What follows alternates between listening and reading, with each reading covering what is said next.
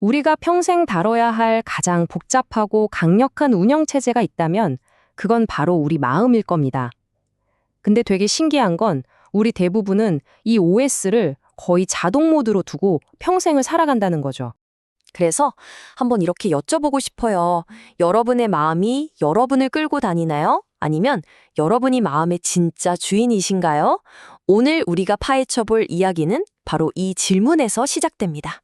오늘은 고대의 지혜가 담긴 경전을 통해서 우리 마음의 작동 원리를 한번 제대로 뜯어보려고 합니다. 우리 안에 숨겨진 OS의 비밀부터 세상에 정보가 들어오는 6개의 채널, 그리고 마음의 2가지 작동 모드, 또 어떻게 하면 마음을 업그레이드해서 그 엄청난 잠재력을 쓸 수 있는지까지 차근차근 알아보겠습니다. 자, 그럼 본격적으로 시작해볼까요? 살라야타나비 방가수따라는 이름은 좀 어렵지만 아주 오래된 문서가 하나 있어요. 이게 뭐냐면 사실상 우리 마음속에 깔린 운영체제의 사용설명서라고 할 수 있습니다. 여기서 제일 중요한 아이디어는 이거예요. 우리가 겪는 경험들이 그냥 막무가내로 일어나는 게 아니라는 겁니다. 마치 잘 짜인 컴퓨터 코드처럼 예측 가능하고 또 이해할 수 있는 어떤 시스템을 따르고 있다는 거죠. 그럼 이 시스템은 대체 어떻게 정보를 받아들일까요? 정말 흥미롭게도 경전은 이걸 하드웨어 관점에서 분석합니다. 외부 세계의 데이터가 우리 안으로 들어오는 6개의 입력 채널이 있다고 설명하거든요. 이 표를 보시면 딱 감이 오실 거예요.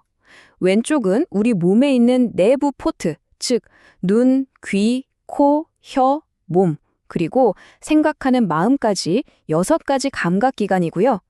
오른쪽은 각각의 포트가 받아들이는 외부 데이터입니다. 이게 바로 우리 마음 OS의 가장 기본적인 입출력 시스템인 셈이죠. 그리고 이 6개 채널로 들어온 모든 데이터는 우리 마음속에서 딱 3가지 반응 중 하나를 일으켜요. 그럼 6 곱하기 3, 총 18가지의 기본적인 마음의 경로가 생기는 겁니다. 그 3가지 반응이 뭐냐면 바로 즐거움, 괴로움, 그리고 그냥저냥 무덤덤함입니다. 우리가 보고 듣고 느끼는 거의 모든 것에 대해서 우리 마음이 자동으로 보내는 기본 알림 메시지 같은 거예요. 자, 그래서 진짜 핵심은 이겁니다. 우리 마음의 운영체제가 사실은 전혀 다른 2가지 모드로 돌아갈 수 있다는 거예요.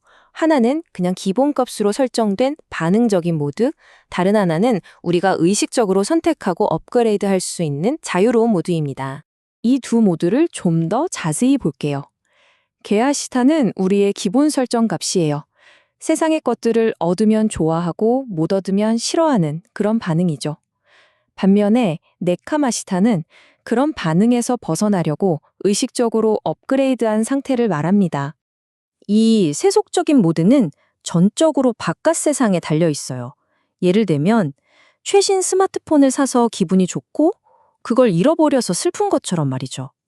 내 기쁨과 슬픔이 전부 외부 조건에 꽉 묶여 있는 상태입니다. 하지만 이 자유의 모드는 완전히 다르게 작동해요. 여기서 느끼는 기쁨은 뭔가를 가져서가 아니라 모든 건 변하는구나 하는 현실을 꿰뚫어 볼 때 찾아옵니다.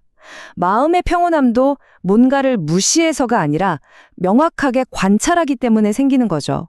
그럼 어떻게 이 업그레이드를 할 수 있을까요?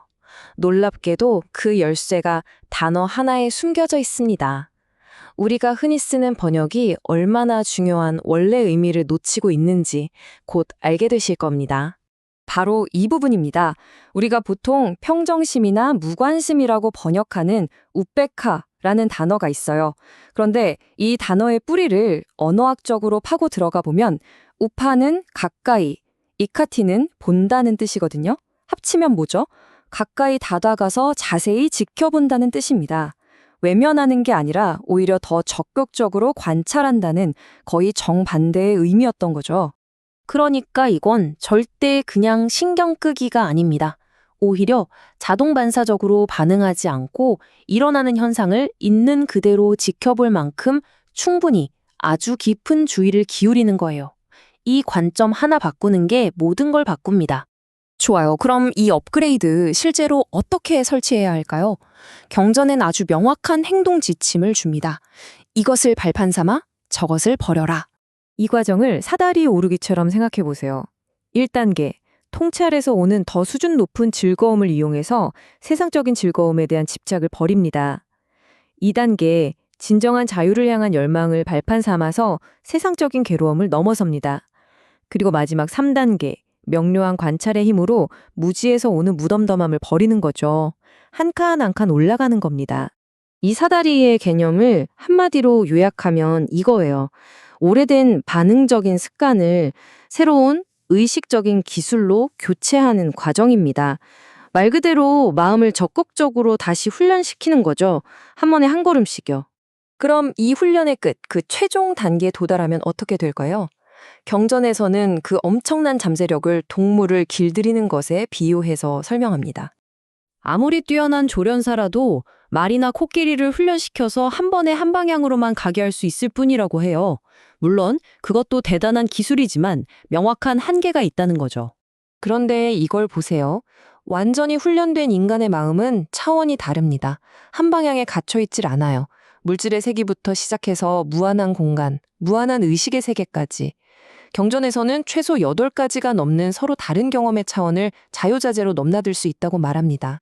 그래서 경전은 이런 경지에 이른 사람을 길들여질 이들을 위한 위없는 스상이라고 부릅니다. 왜냐하면 이들은 단지 한 방향으로 가는 복종을 배운 게 아니라 모든 방향으로 갈 수 있는 다차원적인 자유, 그 자체를 얻었기 때문이죠. 자, 오늘 함께 살펴본 이 놀라운 마음 사용 설명서의 핵심은 다시 정리해 볼까요?